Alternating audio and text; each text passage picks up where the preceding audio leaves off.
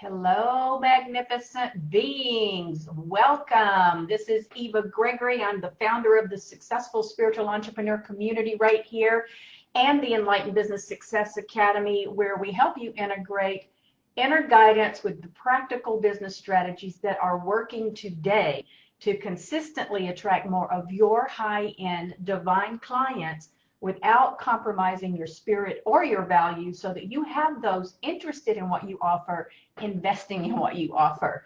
And I'm super excited to be here today with you and to help you turn your money blocks around. It's time to turn the money blocks around and start to grow your business and income in the way that you want it to be and the way that you deserve. And so by the end of our time together here today, you're going to discover how your money belief system is holding you back. You're going to discover how to change those deeply held limiting beliefs. You're going to know why your money habits are not black and white. They are not. This is something that I think gets in the way of so many people. It's either or, and it's not. We got to hit the gray area, guys. And how a little flexibility can allow you to create the income that you desire. And I'm also going to cover the five, they're the most common money mistakes, including a very counterintuitive change that maybe you've been resisting, but you've got to make if you want to succeed. Hey, Rachel, good to see you. So guys, whether or not you are a new entrepreneur or you've been running your online business for a while, if you are here, you know already that you need to take those steps to transform your business and your income. Most of us, we're in business because we had a passion for what we do. We have a passion. We love our businesses. But for a lot of folks, it's not bringing in the kind of income that you maybe had very optimistically anticipated. Worse, maybe you're barely getting by, or it could be your significant others griping about how much time it's taking for you to get your business off the ground, or the poor returns that it's bringing right now. These are common scenarios. They're common around coaches, healers, spiritual entrepreneurs, especially those of us who tend to be very caring people, who put helping others first. But here's the thing. There is absolutely no need for you to deprive yourself while you're helping others. In fact, that is counterproductive. And what's worse, it may even have you feeling like a fraud. All right. So you're caught up in this proverbial catch-22 where the harder you work, the more you spin your financial wheels. You feel stuck. And that's why you're here. And so we're going to take a look at 5 simple money mindset steps that you can take to get that ball rolling again and break that cycle. Okay? So let's start with the first steps to challenge your money belief system. Okay? So that before we can do anything else, we've got to challenge your money belief system. All right. So everyone has a belief system. We have a belief system about the basics in life. For example, you have a belief system around your spirituality or religion, right? You could probably put a name to your own personal religious system or spiritual system, even if that name happens to be agnostic or atheism, right? So when it comes to religion, most people know what they believe. But the amazing thing about finances is that most people take their money beliefs for granted, and they don't even question them. When you first planned or you first set up your business, did you even stop to think about your money belief system and how that was going to affect your ability to create a successful business and to reach your financial goals? Did you, hey Diane, good to see you. So did you make specific financial goals when you first started your business? Are you setting financial goals now? Do you know how much you have to spend on your business, how much you need to make, how much you want to make, right? And if you answered no to any of those questions, then it's time to revisit what you believe about money.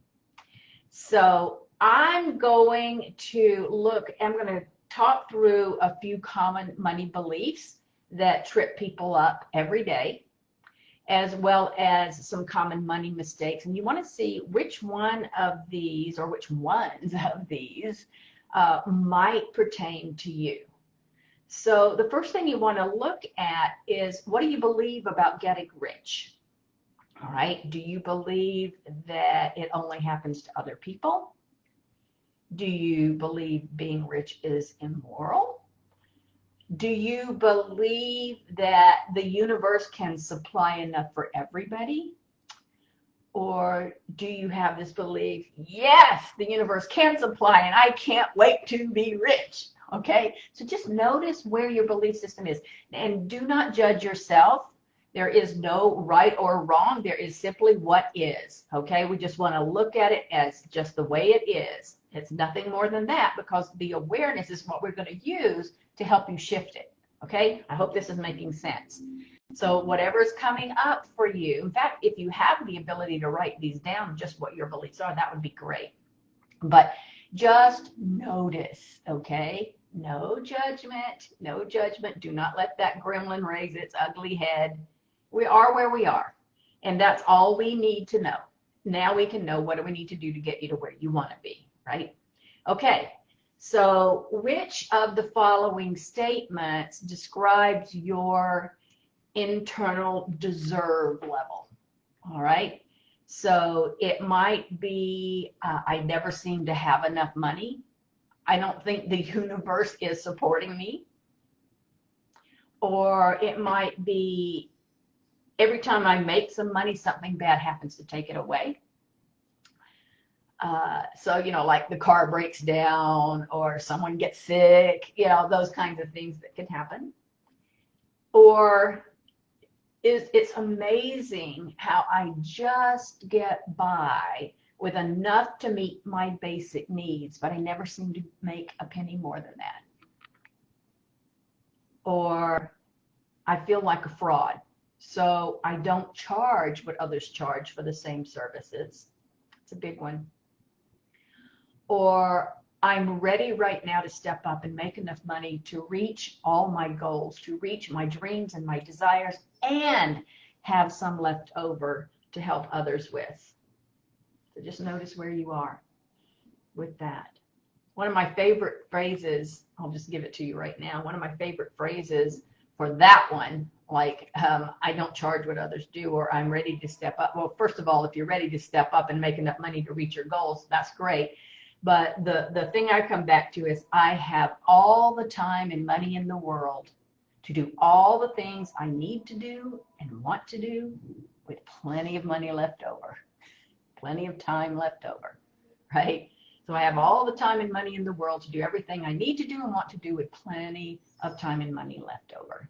Now we have some left over to help others with. So there's a mantra for you. I highly recommend, or an affirmation that you sit with, especially if you feel into it. If that feels good to you, run with it. Run with it. My gift to you. Okay.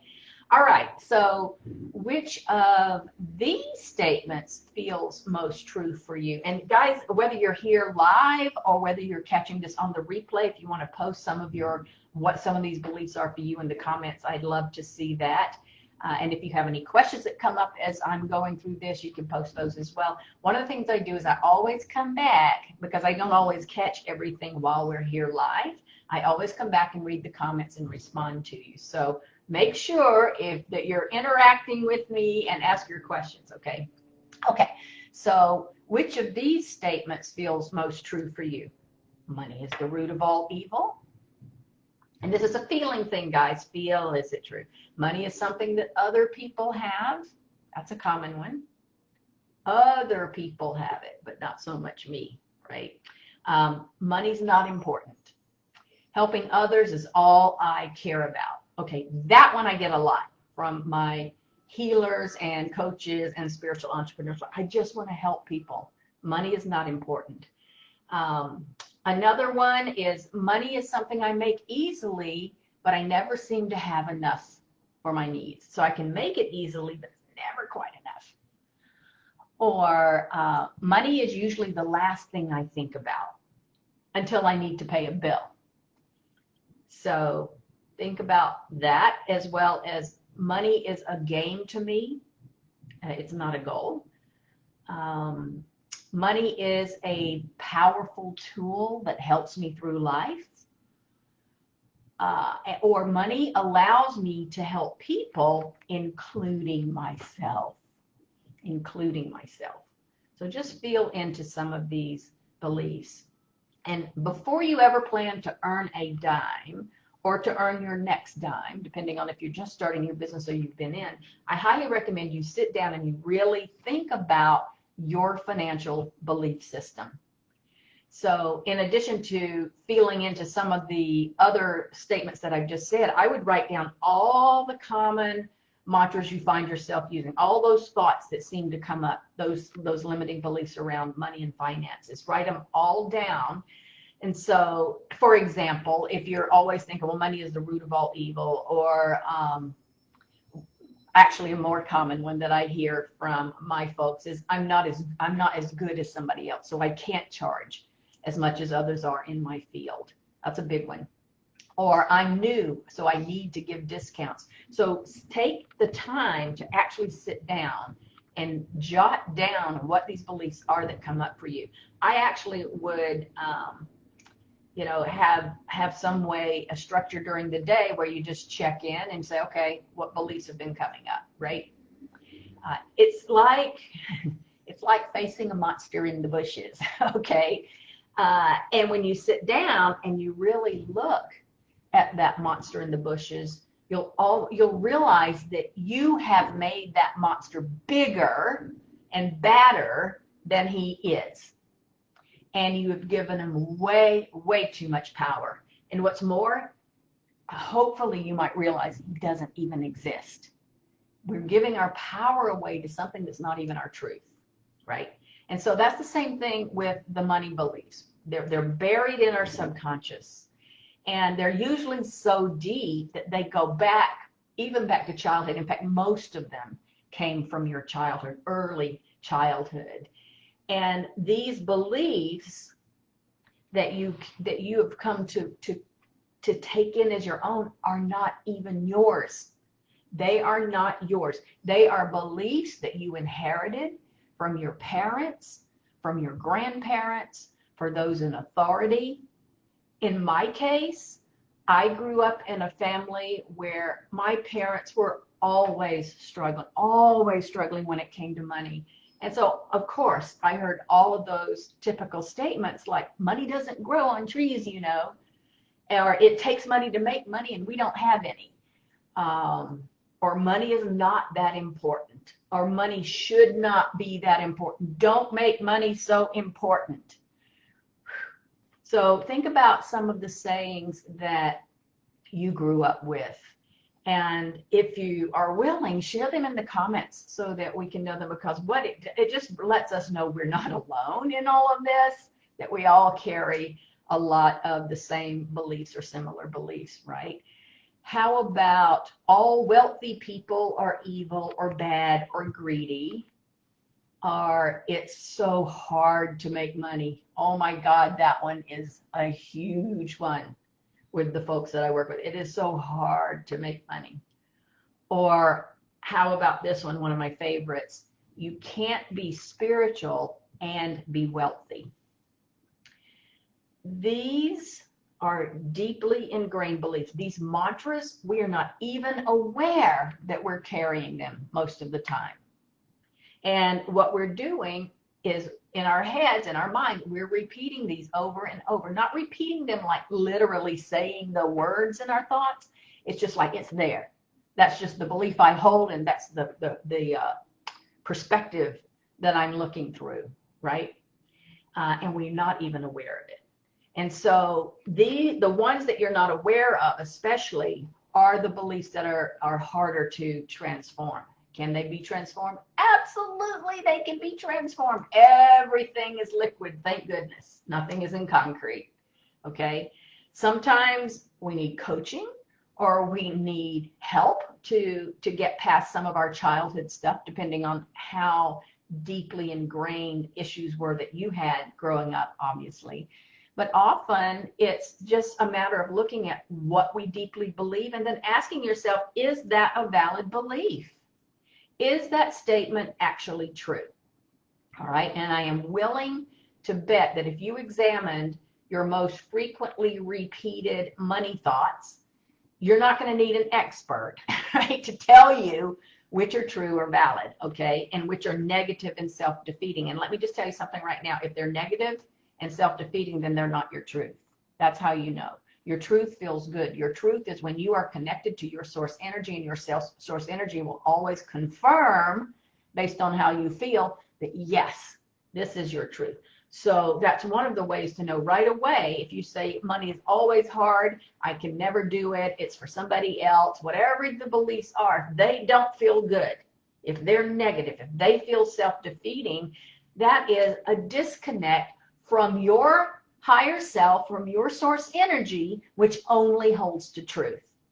And so, of course, with that disconnect, it doesn't feel good to you, okay? And I'm willing to bet that if you examine these mantras, then you are going to know, all right? So here's where you must trust your intuition. Trust your intuition. Trust your skills. Trust your experience. You are more powerful and more capable of generating the income that you want than you have any idea. There is so much that you can create that would blow you out of the water. It would exceed your expectations. But you got to start by making a commitment to throw out those negative money beliefs and replace those harmful, untrue mantras and thoughts with positive new ones. All right. So I want to take a little break here and see. I'm on Facebook Live here today because, yay, hello, I'm actually seeing a few folks. All right, good. I'm on direct Facebook Live instead of StreamYard, and so I have to literally scroll down to see what's going on. Facebook is like giving us a little hiccups when we do a third-party app. That's why we're here on Facebook Live. But it's good to see you guys. I'm ready to receive from the universe, release my money blockages. Yes, awesome. Tia Dorson, is that how you pronounce your name? Let me know. Are there blocks that can be released with ease? Yes. And it takes repetition. I'm going to give you a way of doing that today. However, you got to actually do it, okay? But I'm going to give that to you today. Let's see, what else is going on? I thought I saw, yeah, I did. Hey, Joan. Work has to be hard, never easy to make money. Yep. Diane, yep. Joan, money is something I accumulate, but it's never quite enough. Yes. I'm new to this business, so I have to give discounts. Oh, my God. I'm going to blow things out of the water for you guys, all right? You have to work hard to earn money. Yes, Anna, another one that we do not have to take. We do not have to take that in as our own, right? So what we're going to do now is right now, the first step is you commit to throwing out those negative money beliefs. I'm going to give you a way to do it in a minute, but the first thing is you got to commit. You got to decide. You know, all beliefs are decisions. You decided that this must be the way it is. So this must be true. It was a decision. Now you get to make a new decision. And that decision is I've decided negative money beliefs are not my truth. I've decided to replace those limited beliefs with positive new ones. So it's your decision point right here and now. The second step is to change your money mindset from rigid to flexible. Because right now, if you keep saying that, but it is hard. Look, it's always been hard. Okay, that's a rigid belief, and Law of Attraction 101 says that yes, and the more you say that and the more you focus on that, then of course, what's going to happen? You're going to create situations that come back and say yes. Because everything you focus on is always a yes to whatever you're focused on. There is no off switch when it comes to vibration, right? And that's what's happening, vibration. And then what we do, we attract other like, like attracts like, basically. Okay. And so when you're doing that, of course, it's going to reaffirm to you. So it's almost like, just think about it. Every time you say something, the universe agrees with you. That's what the universe, that's what vibration does. That's law of attraction. And so if you're saying, yes, it's hard and it never works for me, the universe is going to agree with you and you're going to create more. So what we're wanting to do is we're going to cut out all of that and we're going to start focusing on things we want the universe to agree with us on, right? Okay. So we've got to change your money mindset from rigid to flexible. If you have tried to change your money beliefs and you've got nothing but, like resistance is coming up in your subconscious, it's because there is that rigid, inflexible mindset. It's something that's you've created, so it's so ingrained that we've got to get out of that. We've got to bust through that, right? And that's not something you just consciously decide. Now, you do have to consciously decide you're going to change it, and then I'm going to give you how to do it. But this is the starting point. All it is you've developed and you have embraced one way of handling your finances or your money, and you've done it this way for so many years that it's hard to step sideways and try something else. So if you think of it like a runner, this is a runner that always runs the same path day after day after day, right? So first, the grass gets worn down. Then there's like this little thin, bare ribbon of dirt where the runner's feet's passing, right? And then the grooves get worn into that dirt, and then it becomes harder and harder to move off that path. The tendency is to keep running the path. You created this path, so why not run through the path, right? And so the runner has to make a conscious effort to leap out of those grooves and break through new grass, which if you haven't been running it, is probably tall, right? It's tall all around the path because it's not been run on. That's exactly what happens to our minds when we repeat the same thoughts over and over and over again, or we perform the same action the same way, all right? So we have these hardwired patterns in our brain, and because they are there, then it's a little more difficult. It takes a little effort, consciousness, it takes consciousness and it takes commitment, along with daily repetition to break that and create a new pattern, okay?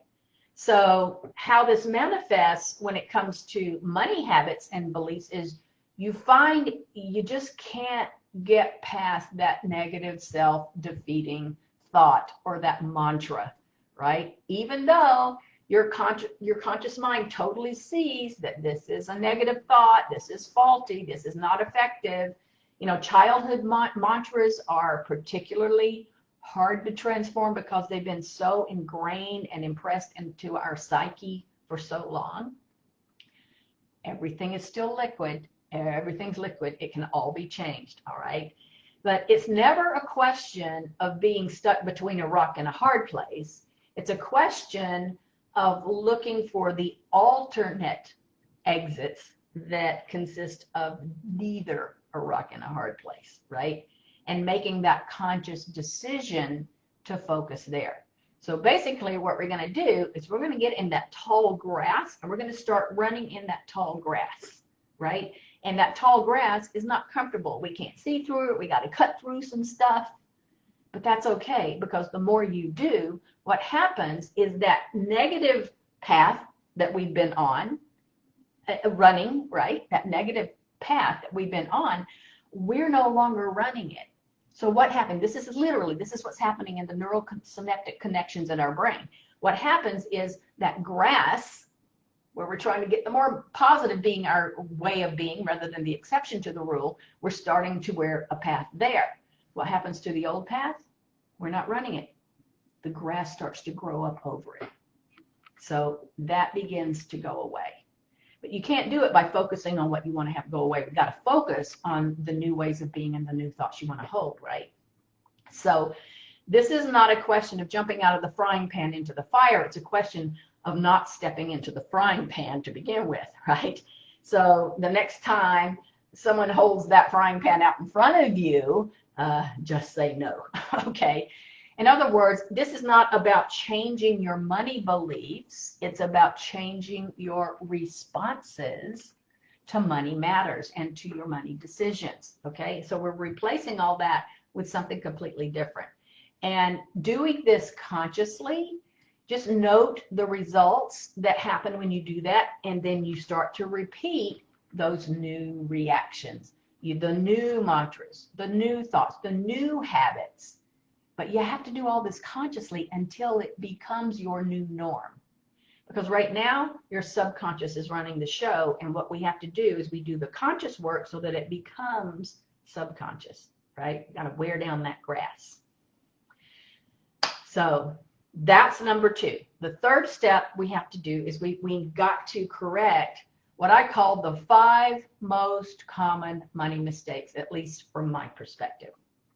I see these that especially new coaches and spiritual entrepreneurs seem to make, and they seem to make them over and over again. So I want to take a look at them and then what you can do to correct them. Number 1, my spiritual entrepreneurs, is doing it all yourself. All right. It's a good thing. It's a good thing to have a strong grasp of where you are financially. It's an even better thing to record and track your finances daily. It's a mistake to isolate yourself in your financial decisions that you make, especially if you're just starting out, or if that has not been your background, or your background is those has become what you have held as your negative money beliefs, right? So you need to get someone to support you in this. I know that a lot of people don't look at getting an accountant when they first start in business. I say make that a priority. I mean, this is practical. This is the practical stuff I'm sharing with you right now. This is something an accountant or a business advisor has to be your first step. This is not something for down the road. All right. You need to know where you stand at any point in time with your business, whether you've been in business for a while or whether you're just starting out. You've got to know so that you can now consciously track where you're going. All right. I'll tell you, many, many years ago, I had a bookkeeper, and she was local to me. Now everybody's online, right? But back in the day, anyway, my bookkeeper would come in, and she would come online on my computer. She would do my books, and she even did my filing and all of that. And she kept saying, Eva, you need to sit down with me so you can understand what's going on in your business. And I was like, that's what I'm paying you the big bucks for. I don't want to know. Ostrich head in the sand. Guys, you don't have to do the work, but you need to have a good understanding, and you need someone who knows how to help you understand that. Okay. And she came to me a little later, and she says, you know what? I've decided to go in business with someone else, so I'm not going to be doing bookkeeping anymore. Oh my God. I went into immediate panic. I thought, oh, you can't leave me. What? And that was when I finally paid attention to her. And I had a story, because I was never good at math in school, which is different, by the way, from your finances, I have found. This is a lot of fun, right? But I had a story that it would be hard, that it would not be fun, and that it would just be like eyes glazed over. And she sat down with me, bless her heart, and she just took me one step at a time. She said, here's what you need to know. I had QuickBooks back then. So here's what you need to know. Now, when you're ready to do this, here's what you need to know. And she just give me a little bit at a time until it's like, oh my God, not only did I have the lights come on, right, in my eyes, in my mind, but it helps so much. It's like I've been operating in the dark. And now the lights are on, and I know right where I stand. And now it has become a game, and it's fun for me. So this is, I'm just putting my soapbox about getting your financial stuff sorted out. And the first thing you want to do is get somebody, a bookkeeper or a business advisor, that can help you with that. You need to know where you stand, and you will find out that things are not as hard as you might have thought they were. Now, some of you are saying, no big deal. That's why I've never had that. Well, you might not. I know a lot of my followers do. They're very similar to me. But a bookkeeper, just a bookkeeper, is a huge asset. So find one that specializes in your particular business, ideally one who can prepare your financial records for your accountant, who makes the final tax preparations, all of that. You're going to need the tax stuff as well. Now, I am only speaking to what I know in the United States. I am assuming there are similar things around the world in other countries. And now I have a whole firm who has the bookkeeping side and the financial advisors and the CPAs, and they're all under one roof. And so it's all, everything's very synergistic. But find just a simple bookkeeper, and whether you decide, some of you may feel like I'm very on top of my finances and you do it yourself, that's great. Just make sure that you make a conscious decision on your financial strategy for your business, on your routine. Don't just spend first and then try to figure out things later. You need to be able to project, okay? Very practical advice. You know, I'm mixing in a lot of the energy work, but you know what? It goes where spirituality and practicality merge. It's one of my taglines, okay? All right. So number 2 is you're not realizing the relationship between cause and effect. So here's how this mistake manifests financially. You have a dream. You have your desires.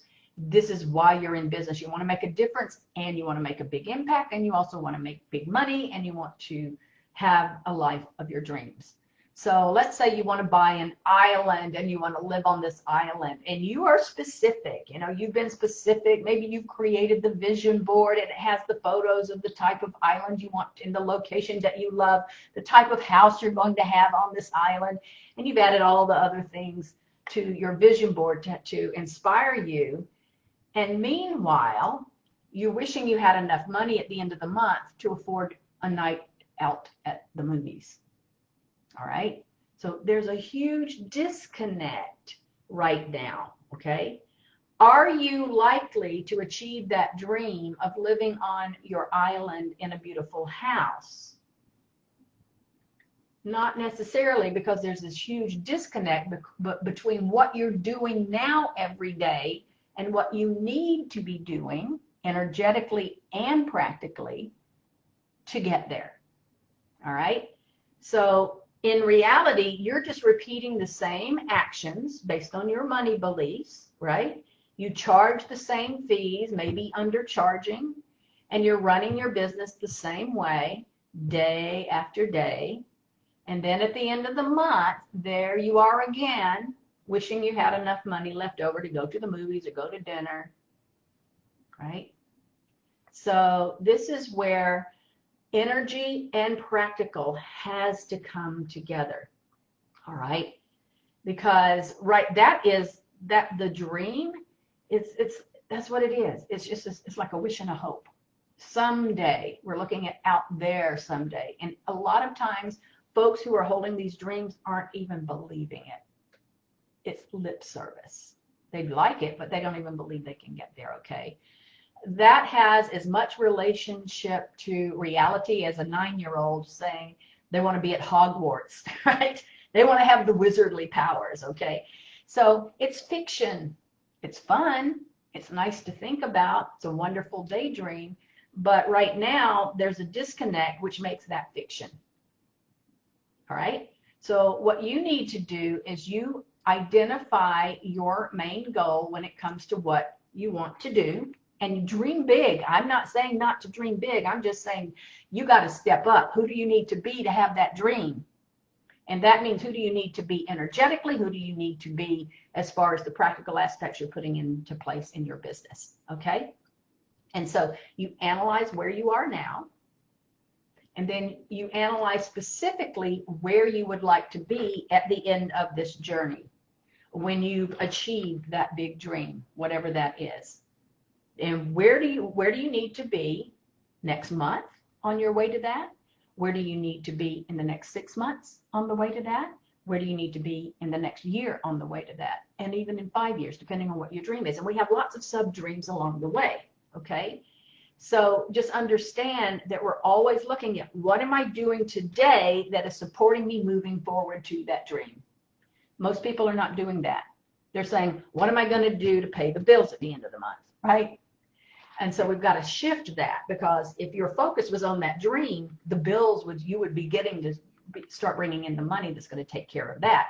because this is where you're focused, right? We're up here, we're focused here, and our decisions need to be made based on this, not down here.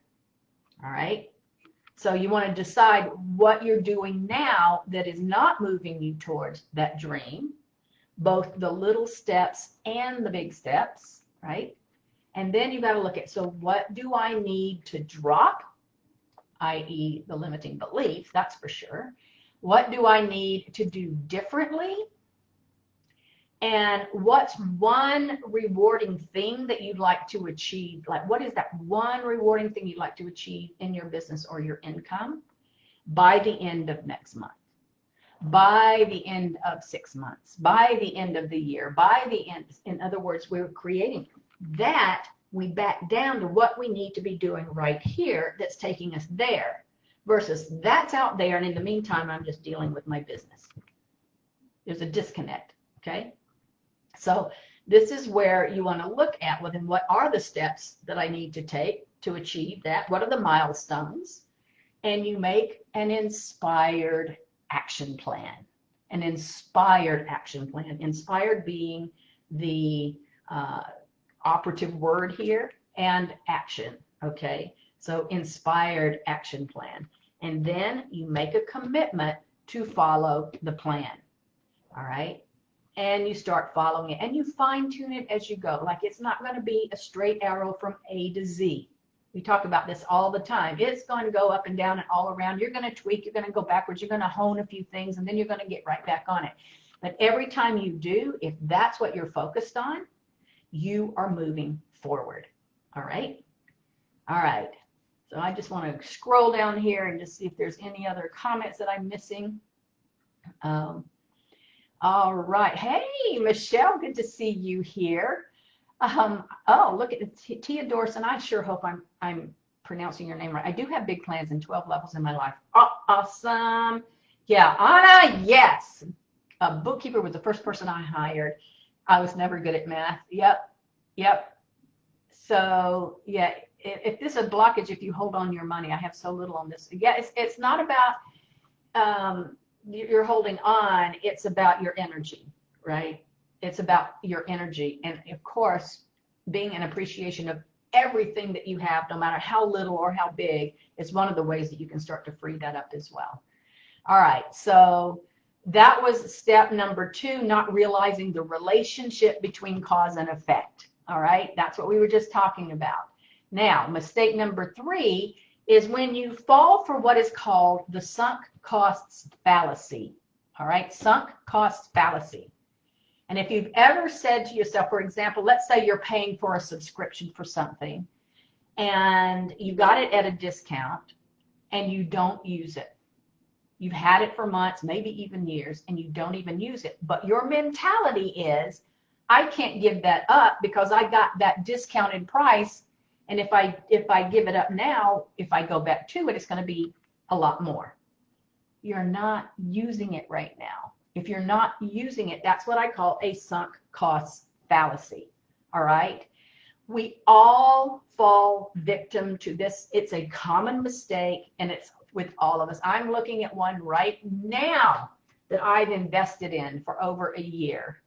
And it's a huge platform, and it's not panning out the way that I thought it would pan out. And I just not quite ready to let it go, because I know if I decide to let this go, I am not going to get it at the savings that I got it when I first started on it. And I've been even spending money building it out, and it's just not working. And so that's one of the things I was thinking about this morning. Is like, I think I'm going to just cut my losses, the sunk cost fallacy, right? Cut my losses and pull the plug on it. So that is what I'm talking about. And we all fall victim to this. And what the sunk cost fallacy is, it's just that you're justifying investing more money or more time in something, even though you're not getting the value, you're not using it. And you're saying, I've got to keep on because I started it. You don't, okay? It's the thing that encourages us, let's just repair the car one more time instead of getting a new car because, God, we just put new tires on it last month. When the truth is, you need to let go of the freaking car, right? It's time to get a new one, All right. That is sunk cost fallacy, right? Another one is if you are eating a meal that you don't really enjoy, but you're going to just eat it and not send it back because, okay, well, I've already ordered it, right? Or you continue to pay for the tools and the resources that you're not using, right? I know a few years ago, we won't get into the book called Profit First, but I highly recommend it. Very, very practical. But one of the things to do is look at what are those sunk cost fallacies? What are all the expenses that are going out that you're not even using it? I saved over $2,000 a month by yanking things. And most of it we don't, it's so little bits here and little bits there add up, guys. So you want to either make a plan to put the things to work and start actually using them and taking advantage of them if you are investing in them, or cancel them. Cancel them. Stop falling for the sunk cost fallacy. Okay? So that is mistake number 3. Mistake number 4 is too much. Are you ready for this? Penny pinching. Penny pinching. You thought I was going to say it's about overspending, right? No. Spending too little is just as bad.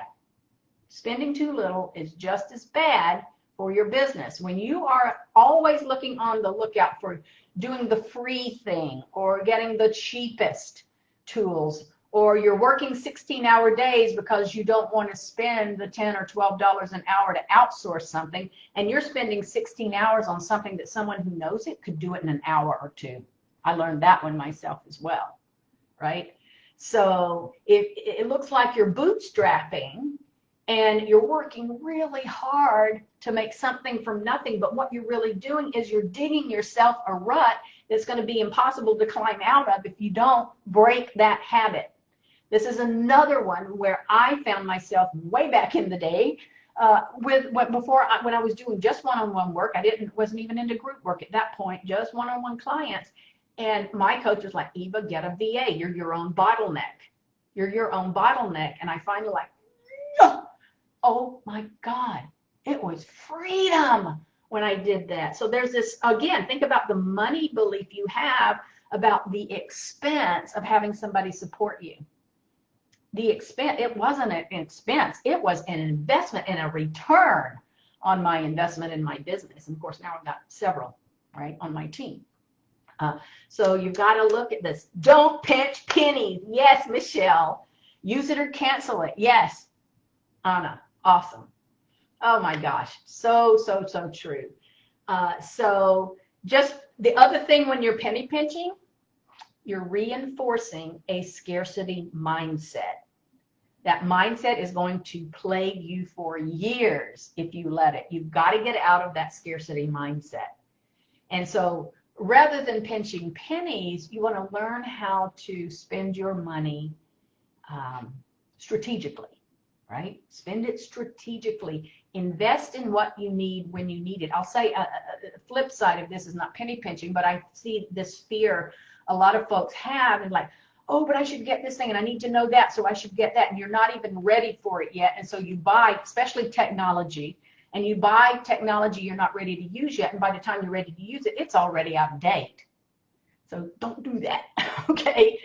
But do invest when you need it. Invest what you need when you need it. Top quality products, top quality programs, rather than settling for the low ticket half-baked plans, all right? And especially in this community where it's all about how do you attract high-end clients, you need to be a high-end client. You need to walk your talk, right? And just like quality clothes or cars and furniture, quality services and software last longer and work better in most cases, right? There's always exceptions to all rules. But unlike that car, good quality business tools and programs will pay for themselves. All right, so stop the penny pinching. And mistake number 5, of course, drum roll please, undercharging. Undercharging your clients and underpaying yourself. All right, this mistake is a biggie because it tends to affect Again, spiritual entrepreneurs, coaches, healers, we're the helpers, right? And it affects you because it's all tied in with your life experiences, but your deserve level, which we talked about, right? Deserve levels have nothing to do with what a person is worth. We are invaluable just by breathing. What we have to offer is of huge value. Guys, the ones that are in this community and that I work with, you are freaking changing lives. There is huge value in what you do. All right, so it has nothing to do with what a person is worth. Instead, deserve levels have everything to do with what you think you're worth, right? Mindset. And if you constantly find yourself undercharging, if your client, especially when you're creating successes, oh my gosh, clients are successful, you're getting great testimonials, but your fees are still at entry level. And especially if you feel like a fraud while you're providing the services that gets results for your clients, then you definitely have a low deserve level. All right. If your clients are happy, if they are getting transformation, they're getting results, that deserve level you set for yourself is about as justified as someone who thinks that they're over entitled, narcissistic, steamrollers over you, has no compassion for anyone else. And there are some out there, if this is where a lot of the beliefs, like the rich are greedy and bad and evil, because we've seen examples of that. However, there are many more examples of those people who have massive compassion and heart. Okay, but that's where we get that. And so it's not a best, and think about that too. They're that way. This is something that has come up. Well, then how can they be billionaires and millionaires if they have that stuff? Well, they don't. They have no low deserve level. They have a lot of things that are missing, right, in their lives, but that's not one of them. And so it's not about what you're worth. It's about how you feel. It's about how you feel. You guys getting this? Oh my gosh, that's so important for you to get. And a big clue that you might be suffering from a low deserve level is if you feel like you're feeling like a fraud. And that has a name. It's called imposter syndrome. And that occurs when we are conned into thinking, also a limiting belief has us feeling this way, that we ought to be perfect, right? We have to look as good and be as perfect as maybe those that we look up to who've probably been in business, those who are already well known and established, and we feel like a fraud because we're offering similar things to what they offer. Who are we to be doing that? Look where they are. That is imposter syndrome, okay? That is feeling like a fraud. That is low deserve level, all right? And if you talk to any highly successful spiritual entrepreneur, coach, healer, speaker, author, change agent, you're going to find that they suffer from that same imposter syndrome. Myself included, right? And I have worked with some well-known people that are known worldwide, celebrities, well-known author, and they are going through the same thing. So just know we all have it, but some have, they've learned how to name it and recognize it for what it is and set it aside and keep moving forward in the truth of who they are. Does this make sense? Yes, Anna, you get to be perfectly imperfect. That's what you all wanted to strive for. Be perfectly imperfect. Be authentic. Be yourself. Perfect is a mirage. There's no such thing. All right. And even if you're just starting out, guys, even if you're just starting out, do not undercut your own value. Do not discount your prices because you feel like, but I don't have enough experience. You are experienced enough to have the passion, the life experience that you have, and are able to help people. The other thing, and this is what I learned when I first got into coaching, in October of 1998, I never even heard of the coaching industry. In December, I was going through my first coach's training, and in that same month, we were told to start coaching, doing free coaching sessions at the time. Do you think I knew what the heck I was doing? No, but here's what I've learned, and this is for all of you guys. The value you bring is what you want to stand strong in, whether you've been in business for a year or 10 years or 30 years or 50 years, okay? Or even just starting out. Because what I learned was we're always going to, you'll be attracting the clients. You just need to be a few steps ahead of them. Those are the ones you'll attract. And as you get better and as you get more experience, those that you attract will be at a different level as well, okay? So please do not undercut your own value.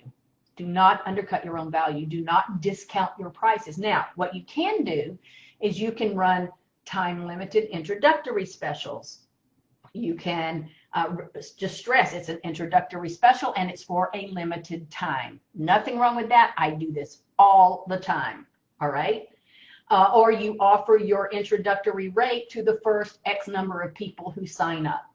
That's another great way to do it. But you just want to make sure people know that whatever the lower rate you set, it is only for a time limit, right? Or it's only numbers limited and it's introductory. All right, is this making sense? I do this all the time. I'm always wanting to give back in that way. However, that is not my going rate and it doesn't stay there, right? So you want to make sure that you're doing the same thing. Focus on your clients. By the way, when in doubt, focus out. Focus on your clients, not on your own low deserve level. And make it a privilege for them to be one of the first people who are coaching with you. See it that way, or whatever other service you might happen to provide. Okay, so you've got to shift your deserve level before you can even set your monetary goals, before you go any further, all right? So that's just get over the deserve level, right? We're all worthy and we all have something of value, huge, more value than you even know, more value than you can even know. And so claim it, be loud and proud of what you have to offer. And then the next step, of course, is to change those negative beliefs. We call it the negative tapes, right? Undercharging can also come out of leftover old money beliefs, and they're not valid at all right? Maybe they're even unrecognized. You don't even notice it. So that might look like, okay, so, well, I'm new, like I'm a new coach. So that immediately, and I did this too, is like, okay, well, I'm just getting started. I don't even, like a month ago, I didn't even know what coaching was. How dare I charge somebody for my services yet? I need to practice. This is another one I get. You do not need to practice. It's called on-the-job training, okay? Even if you're going to do an introductory price, right? On-the-job training, okay? Because when you have somebody who's invested and you're with them, practice is never the same energy as when you're doing something for real.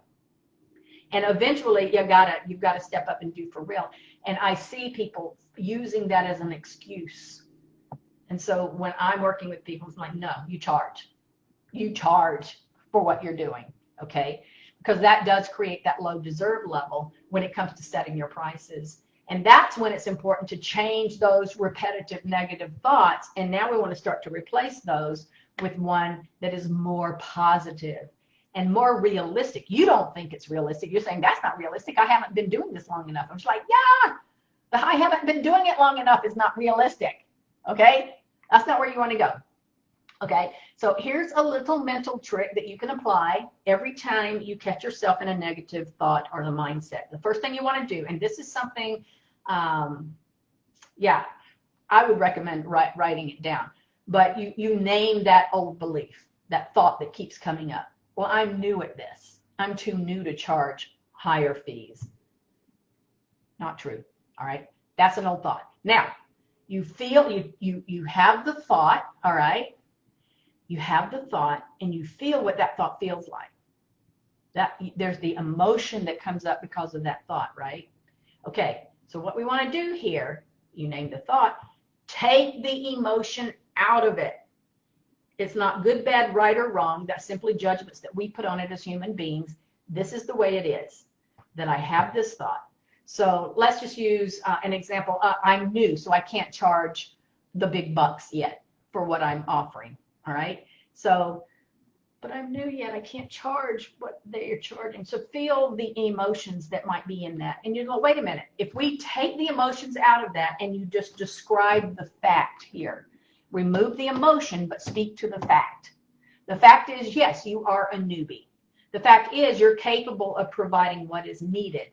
The fact is people just don't necessarily know about you yet. Those are facts. The facts that you can't charge the big bucks, that's not a fact. That's a belief. All right, so we take the emotion out, we speak to the facts, all right, describe the situation realistically, and now you change that message into a positive reality-based message. So that would be, all right, so I've gone from I'm a newbie, so therefore I can't charge the big bucks, to wait a minute, I'm a newbie, I'm capable, that's why I'm doing what I'm doing, people just don't know about me yet. And now the positive reality-based message is I deserve to charge what my services are worth as much as anybody else out there. Yes, no, maybe so? Anybody? Takers, believers, not believers? Let me know. Let me know. But this is what you want to do. Take the negative belief, strip out the emotion, and just face the facts. The fact is you're not bad, you're not incapable, you're not any of that stuff, you're just new. That's a fact. And I'm capable, and people just don't know me yet, right? And so therefore, new reality-based belief, I deserve to charge what my services are worth as much as anybody else out there. Boom, all right? So one final take that you have to change before you're going to start achieving the those bigger financial goals in your business is this, it's the take that it identifies change as fear. We're afraid. We're afraid. Ask any Olympian if they're nervous before a race. They are, all right? Ask any actor if they're nervous before a performance. They are. The answer is going to be some sort of variation of yes, right? So it's not that high performers and high achievers don't feel fear. It's just that they can transmute that fear into excitement or adventure. Okay? So you want to consciously change that old take from fear responses to excitement. Like, oh my God, I can't believe I'm about to do this. Right? You change that old take that identifies your glass as half empty to my glass is half full. I have a better one for you. It was one I saw on Facebook, I don't know, a couple of years ago. So it says, people who wonder whether the glass is half empty or half full miss the point. The glass is refillable. Like, yes, I love that. Absolutely. And then, of course, the final step when changing your money mindset for the better is you do want to focus on your dream or your goal that lights up your soul. All right? You've got to focus on that. Find something that is going to obsess you. It's going to possess you. It's going to inspire you, right? Something that makes it hard for you to set it aside. It's pulling you forward. Like it's something that makes you so eager to wake up and bounce out of bed in the morning so you can start working on it, right? That's where we want to get to. And you want to feel like every morning is the first day of a dream vacation. This is where when people say, oh, but I don't want to work a lot of hours. I don't want to work hard in my business. And I'm always saying, you don't have to. I'm telling you, I'm here to support that. And then what I find is those people who get inspired and passionate about what they're doing, and you find out they're working 14 hours and 16 hours a day, and they're like, oh, but this doesn't feel like work. That's where we want to be, right? Working hard means that there's something out of alignment. Right. Now, it doesn't mean we still have things that we have to do that we don't necessarily want to do in our businesses, but that's what we do to get to the point where we pass those off to people who are better at it than we are, right? So it's a temporary thing. And when that is temporary, because you've got your eyes on the prize of that thing that's got you so inspired, it's a lot easier to do the things that you feel like you need to do right now that maybe is not what you want to be doing long term, okay? So the reality is no matter how much you love your vocation or your business, every day is going to have those other tasks in it, right? The boring tasks or the difficult ones that are hard, like my bookkeeper making me learn how to, that was my own stories, right? I still don't want to do my own books, right? I wouldn't do that. I don't recommend doing that at all. But I know what's behind it. I understand what's running my business and the decisions I need to be making, not deferring them to financial advisors or bookkeepers or CPAs, right? So there is some things that you want to do, and there are ways to minimize those things so that you do remind yourself of why you're doing it, right? You know, I talk about that in the when we did in the last Attracting High-End Clients workshop, where I'm talking about you get to choose your hard, right? I share this in the Enlightened Business Success Academy. You get to choose your hard. Hard is not being able to pay your bills. Hard is telling your kids you can't afford it and they can't go on the trip. Hard is the arguments you're having with your spouse or your partner because of issues like that. Hard is turning things down and going out with friends because you don't have the money. Or there's hard in what we have to do to get this business off the ground. There's hard in let's get this in place so that we can do these other things, right? So choose your hard, right? Choose your hard. I know that one of my colleagues, she says, yeah, in our household, we say we do hard well, okay? So it becomes not a negative thing. It just becomes, okay, and it's worth it. This is so worth it. And then the ones that are not worth it, then those are clear, all right? So whether you believe in what you're doing on a deep emotional level or when you do, this is when things they feel like they start to flow for you. The ideas start to come. I'm just looking at you, Anna, because of all the breakthroughs that were happening in your business and the ideas, and it's starting to come together. And now, my gosh, now somebody's saying, hey, we want to have you be part of we want you to be an expert in our association, our organization, right? Or the magazine, whatever it is. These are the kinds of things that happen, okay? And so we achieve more, and we might be working harder. It just won't feel like it, okay? We will enjoy it more on our way to our dreams and our goals.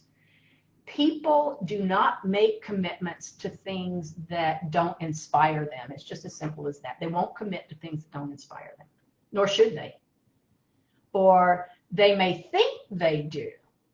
But the fact is, if somebody doesn't like what they're doing, if they hate what they're doing, or they don't believe in it, or it's boring them before they even start, they're not going to stick to it for long. That's why my whole thing is fun is number one. Don't you ever forget it, because if it's not fun, you're not going to do it, not for long anyway, right? So that's where procrastination starts to seep in, or you avoid the tasks to that related goal, or you start to distract yourselves. And then those dreams and desires fall by the wayside. And in extreme cases, people have been known to make themselves ill.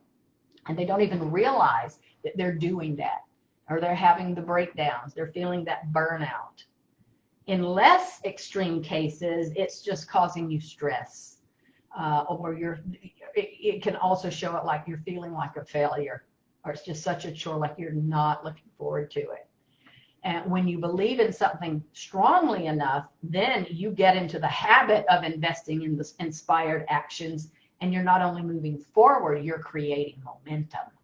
It's kind of like running downhill instead of running uphill, okay? So if you think about downhill ski racing, you start at the top of the hill, you push yourself off, you start off at a good speed, but then there's this momentum. It just takes you over. It's like gather the speed. And now what happens when you gather speed? You've got to focus. You've got to concentrate, right?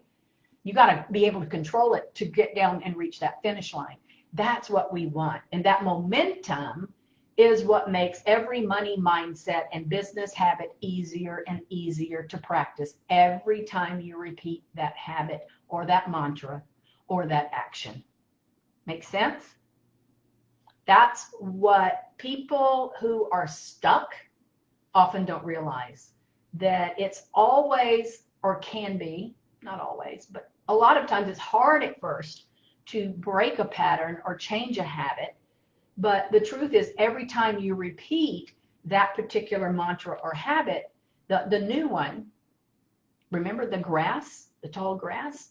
We run through it once, it's not going to be enough. We got to keep moving through it until the grass is out of the way. And we've created that pathway that's easier and easier, and then it's naturally self-reinforcing. There is another even better side effect of breaking out of the old comfortable but negative patterns, because that's what they are. They can be comfortable, and a lot of times it's better to be uncomfortable in our comfort zones, right? And our negativity in our comfort zones than to get outside of our comfort zones. But you start to experience, when you start to experience that success breeds confidence. It doesn't start by, I'm going to be confident first, necessarily. You might be, but a lot of times you're not confident until you take the steps, and the steps help you to build that confidence with every step that you take, all right? So although there are steps you can and should take to deal with your old negative patterns, this is not about fixing yourself, guys. We are stepping into the truth of who you are. We're just replacing the old limiting stuff with the truth of who you are. You're not fixing your self-confidence first and then you're going out and succeeding. You are stepping out and taking the inspired action first, right? So it's about making a commitment that helps you to step out of your comfort zone, grit your teeth if you have to, and then perform that action. And then you surprise yourself with success. And then you think, oh, I can do that again. Because success breeds self-confidence. And it's not that, it's not the facade of self-confidence where you're saying, I'm worth it, but you're not feeling it. It's the confidence of knowing, like, I know I can do this because I just did it. I didn't know it before. I didn't have the confidence before, but I just did it and it worked. And then you take the next step and the next step. It's the confidence of seeing a good result from your actions, right?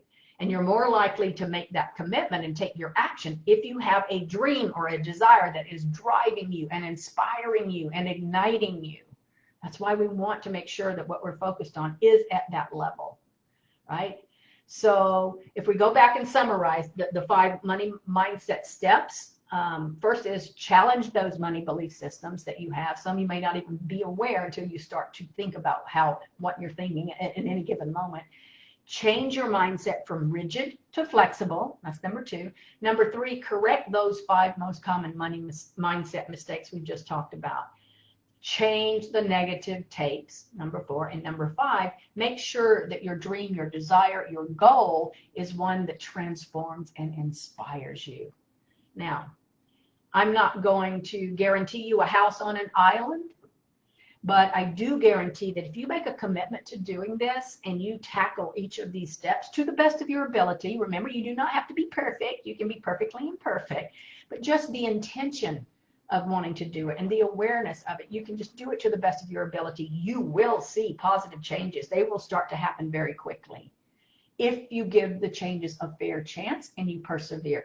We got to keep running through that tall grass until we build that new path, right? So even if you have struggled with money for years, maybe you've always been broke. I know that's how I lived growing up. Maybe you have not felt deserving. I've been there too. But you can change right now. Every moment's a new beginning. Clean slate right now. No past, no future. Right now, begin again. You can change your future. And it starts by changing your mindset when it comes to money and finances. Is it easy? Not necessarily. Is it worth it?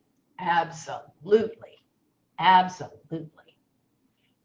If you just imagine being able to take the vacation that you've been promising the kids, or taking that afternoon off, or a week off every month, or buying that bigger house, or maybe it's supporting a charity that's near and dear to your heart, or just stop stressing over money. God, that one right there is enough. But whatever your financial goals are, I just want you to know they are within your reach. They absolutely are. Now you just need to, we've got to bring this together and take the first step of shifting your energy and applying the practical steps, right? Where spirituality and practicality merge. So I cannot promise that you'll make $1 million, but I can promise if you do the work, you will have less stress. You will have far better relationships with money. You'll find the confidence to charge more, and I will support you in that. And finally, stop sabotaging your success. We all do it. We all do it. And I just want to say in closing, it is never about the money or the time or any other circumstance that prevents you from having what you want. It is you deciding, literally, you deciding that this is the way it's going to be. All right? And when you decide and you believe that you can have it, you will have it. It's an illusion that you can't have it. Isn't that weird? That's what we buy into, and that's the freaking illusion. That is the illusion that you can't. And from that place, you will never see a solution. And I want you to have a business and a life where you wake up every day, you're excited about your plans, you've got as much money as you desire rolling in, all your relationships are filling you up, and you are totally relaxed. And the only actions you take are from inspiration and joy. And just imagine making that shift into the freedom and the joy and the abundance that is your birthright. It is your birthright. That's when you will blow the lid of what's possible for you in your life. And I want you to be living the life that you want to be living as well. So thank you guys and gals for being here. I appreciate that. I love being able to share with you in this way. Any questions or comments, put them in the comments. I'll come back and check those a little later. Have an amazing rest of your day. Big, big heart hugs. Bye for now.